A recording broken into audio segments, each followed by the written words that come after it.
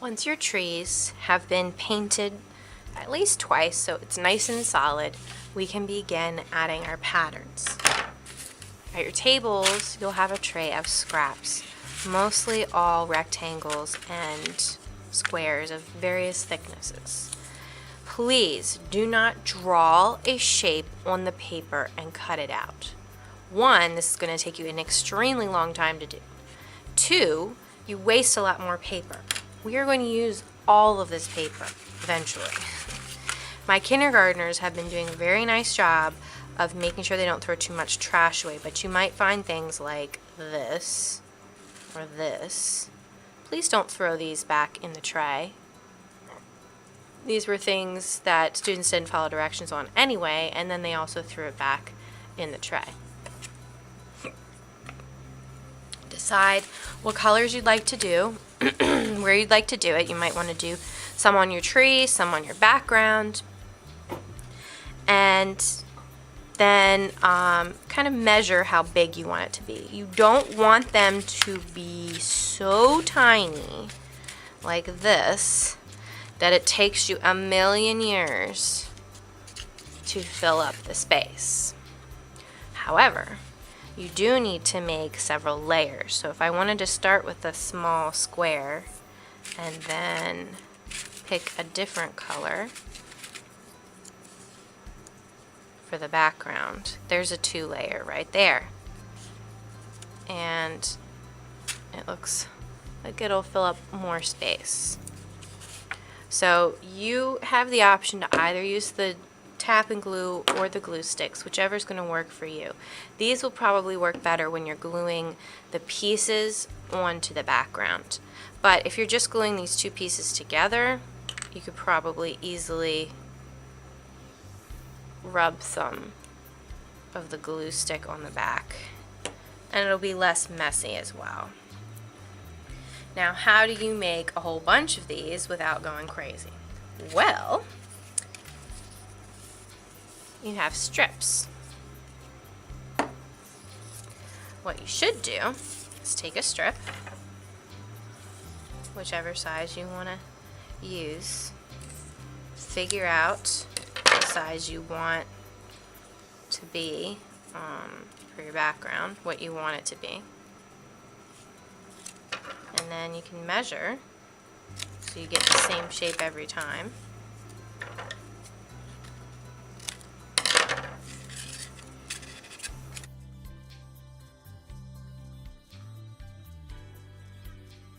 So now I have a bunch of rectangles.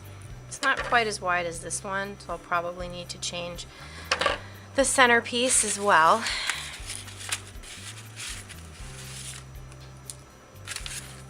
Here's a red. So I'm going to make my red thinner. Now, if you think you can eyeball it, you don't have to hold it up like I did with the yellow. If you think you can kind of get it pretty close. But if you can't, or you're not sure, you can always use the rectangle to measure. Now don't go too crazy. Once you have a bunch cut, it's going to take you a little while to put them together and glue them down. So glue or cut a group, but don't go too far before you start going back and gluing them.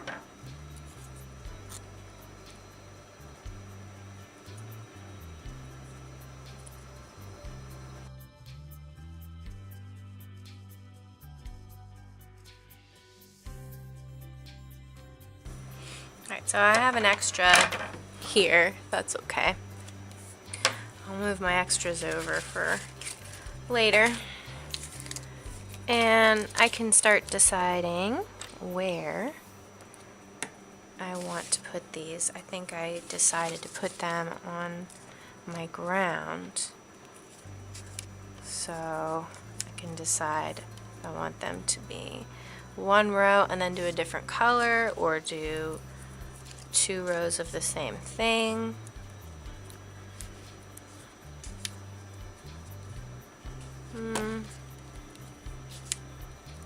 think I kind of like the one row, and then I'll do a different shape underneath of it. We do need to make a couple more. I have one that's a little short, but I think it's close enough that I could probably get away with this one here. I could also space them out a little bit.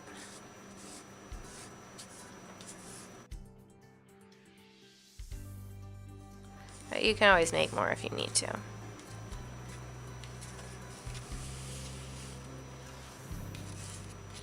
Okay, so review of the tap and glue. If you don't remember, don't ever, ever, ever turn this top. The whole thing comes off. The thing that opens is this tiny little pin up at the top of the glue bottle tip.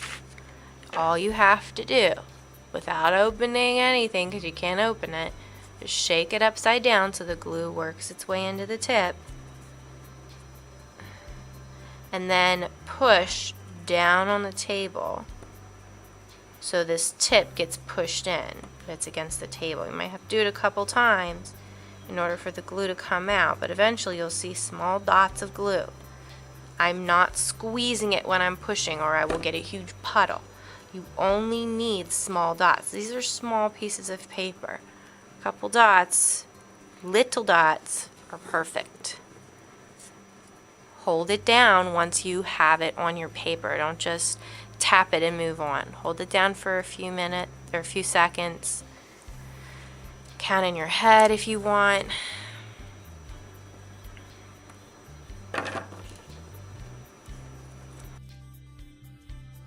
If you notice one of your pieces is kind of sticking up, try to hold it down again, and if it doesn't work still, you can lift up the edge and put some more glue down. Don't put glue on your background. You have to guess where it's supposed to be. Put glue on the back of the shape you're gluing so you know exactly where the glue needs to be. It needs to be right there, and I can place it wherever I want.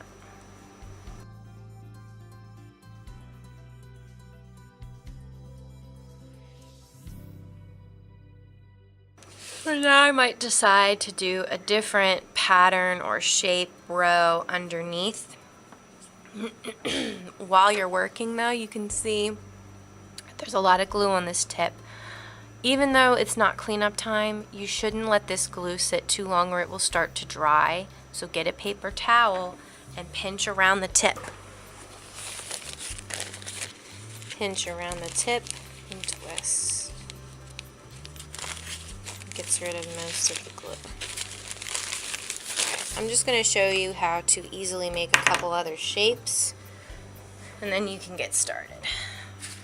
So another way to make rectangles, other than taking the thin strips and cutting rectangular shapes, is using the thick strips and cutting a thin shape. Get a rectangle like that too.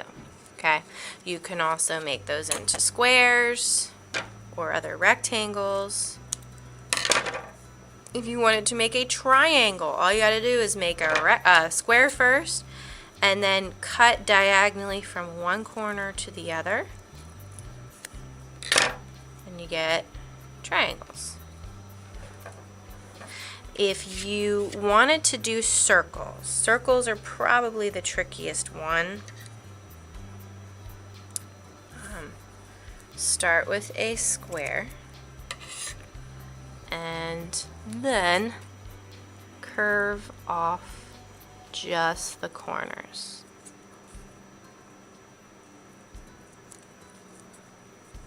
You don't want these cut paper pieces to be too big because our subject is the tree of life. So don't make anything too large. Well, that's a good size for the circle now. If you wanted to do a third shape, let's say like that, or this, or something, that's fine. Ooh, like an eye. But don't just do one layer of paper. You need at least 2 layers of paper. Maybe I could do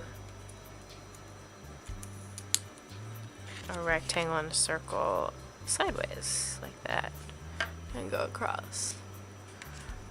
You can do things hanging in your trees so they look like leaves on your tree trunk.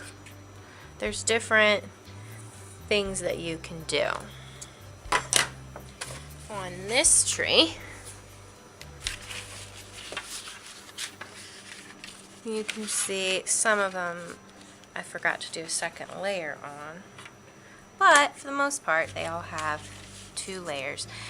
In addition to some embellishments in the tree, I probably would want to put something there, maybe some circles at the ends of those long pieces.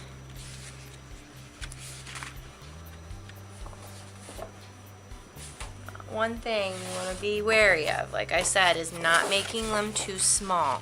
You can see on here, this friend never actually got to finish his tree because it took him so long to cut all those tiny little triangles and squares. He only got through 1 layer here and here and some on his tree. Don't make them too small. Don't make them too big, but don't make them too small. Try to find a medium shape to use. You can also put things on your branches if you want. This friend did different rows with different colors in them and things in their branches here. They also didn't quite get to finish because this only is 1 layer.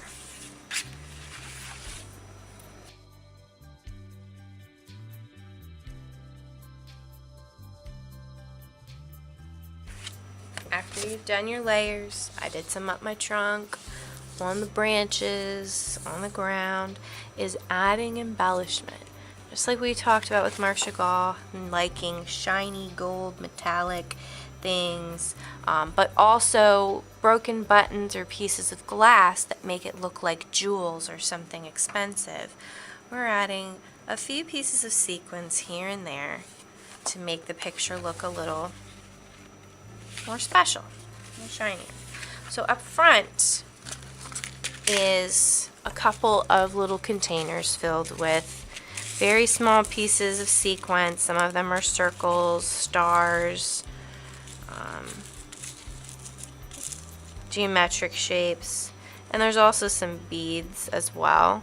So if you decide, I really like this pearl color, I'm going to pick out a bunch of these little beads that I will use on my picture.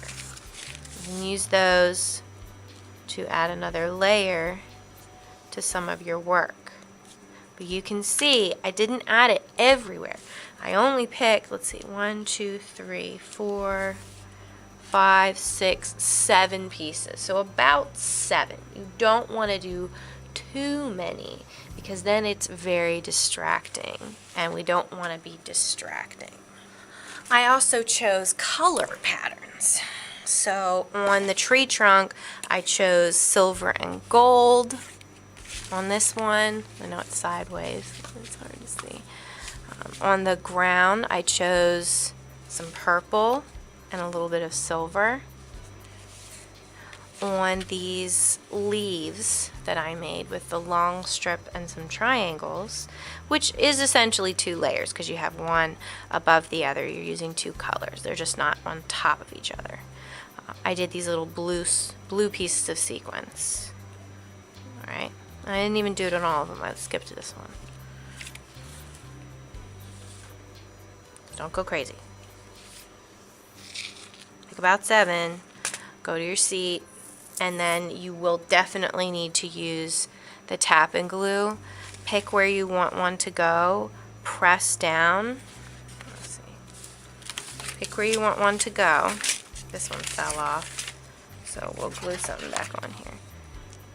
Push down and tap maybe a couple of times so you get a nice dot. And I think I used red on these, yeah. Add your sequence in, kind of tap it down a little bit and let it sit. They will need to go on the drying rack after this, especially with all this extra glue.